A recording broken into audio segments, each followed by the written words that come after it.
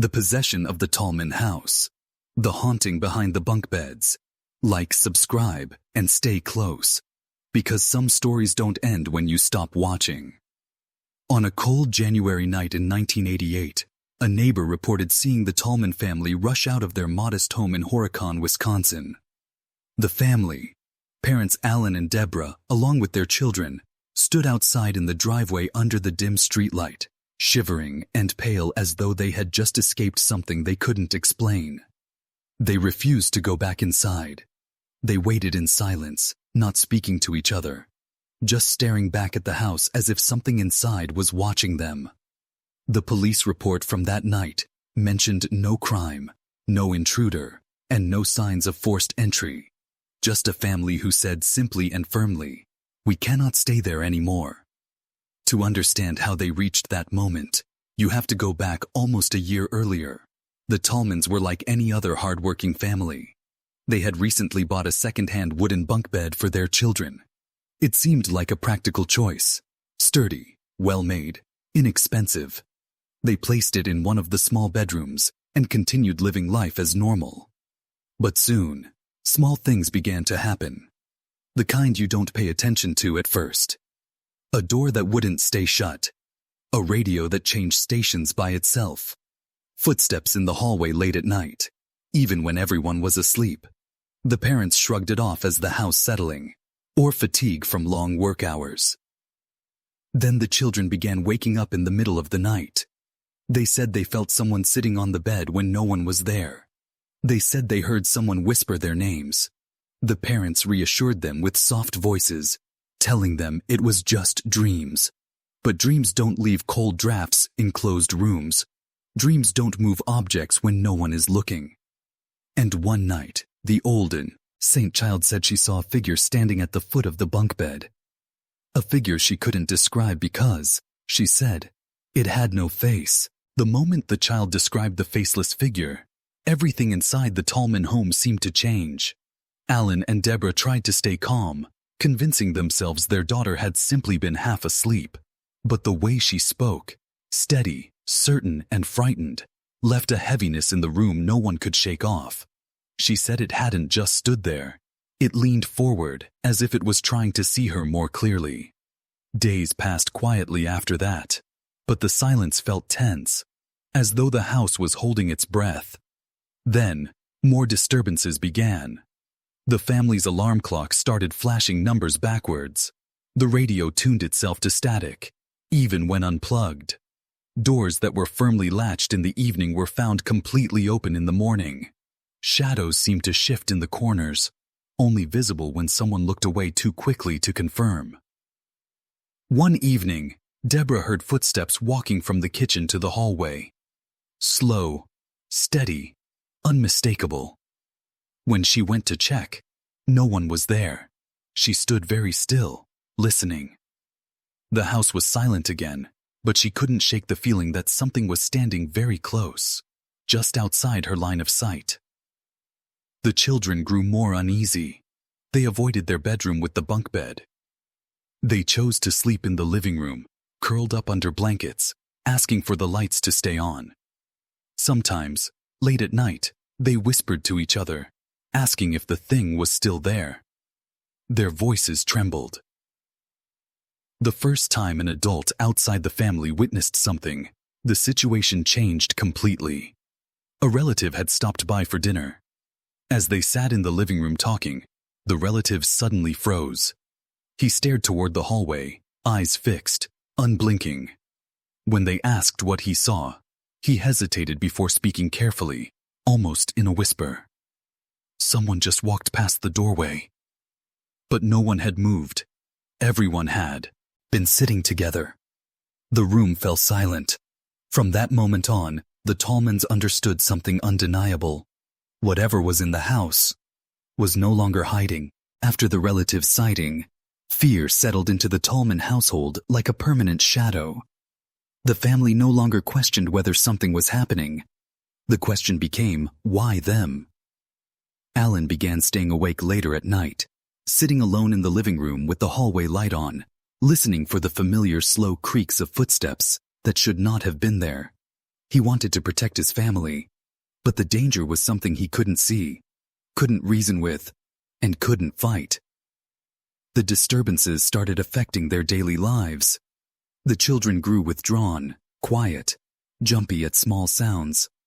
Deborah felt constantly on edge, her nerves stretched thin. The atmosphere inside the house was heavy, like the very air resisted being breathed. Every night carried a dread of what might happen next. One night, something happened that made the situation impossible to ignore.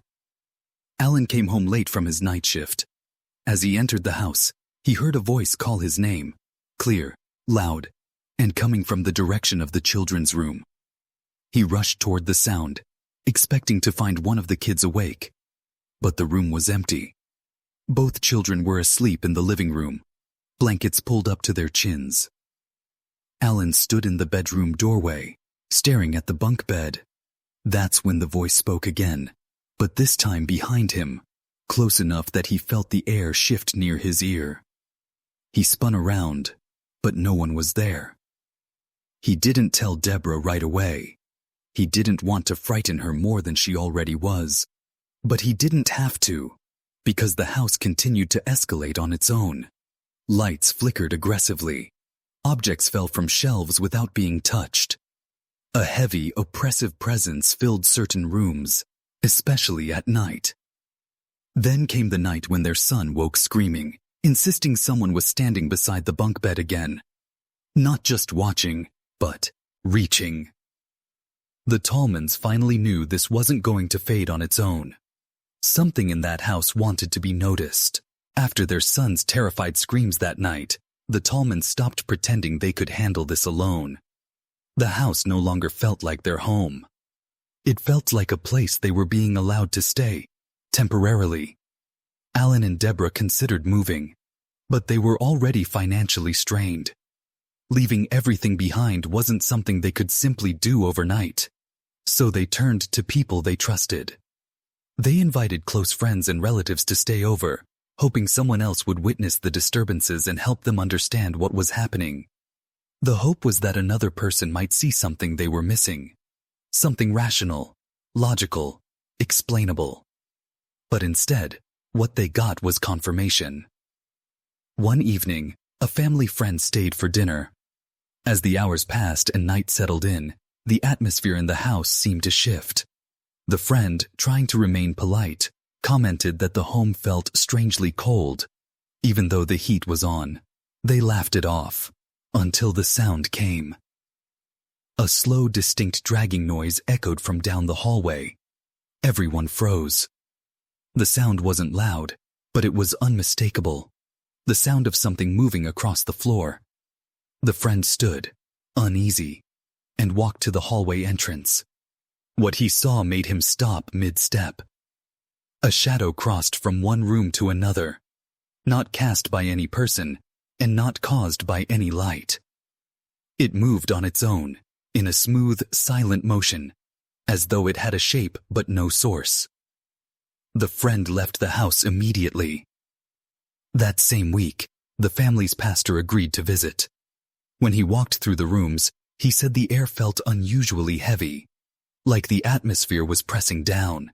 He listened as the Tallmans described the events, and while he didn't claim certainty about what was happening, he did encourage them to remove the bunk bed. He suggested that if the disturbances were connected to it, getting rid of it might help. The Tallmans hesitated. It sounded too simple to be real. But everything had begun with that bed, and now everything in the house was pointing back to it.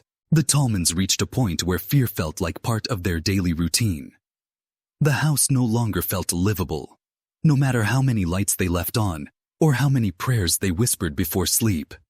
The children refused to go near the bunk bed. Even walking past the doorway brought them to tears. Deborah felt constantly watched. Alan, once the steady center of the family, was exhausted, physically, emotionally, spiritually. The pastor's suggestion lingered in their minds. Remove the bunk bed. Finally, one night, Alan decided it was time. He asked a close family member to help. Together they carried the bunk bed out of the house piece by piece. The cold night air felt strangely comforting, as if stepping outside weakened whatever influence the object held. No dramatic moment happened. No noise. No sudden movement. It was simply gone. And that was enough. In the days that followed, the house grew quiet. The footsteps stopped. The whispered voices ceased. The shadows no longer shifted in the hallway. The children slept without waking in terror. After months of escalating fear, the quiet didn't feel peaceful at first. It felt uncertain, as though the house was quietly deciding whether to release them. Eventually, the silence became real. The Tallmans stayed in the home for a short time longer, but the emotional weight never fully disappeared. Even though the disturbances ended, the memories remained, especially the feeling of being watched by something that left no trace. When the story aired on the TV program Unsolved Mysteries, viewers were struck by how ordinary the family was. Honest, soft-spoken, and visibly changed by what they experienced. They were not dramatic people. They were not seeking attention. They just wanted to sleep in their own home without fear. To this day, the original bunk bed is gone, destroyed, burned. But the house still stands. And some neighbors say that on quiet winter nights, a light flickers in one of the bedrooms, even when no one is inside. If this story stayed with you, there are others you're not ready to hear. Subscribe before the next one finds you first.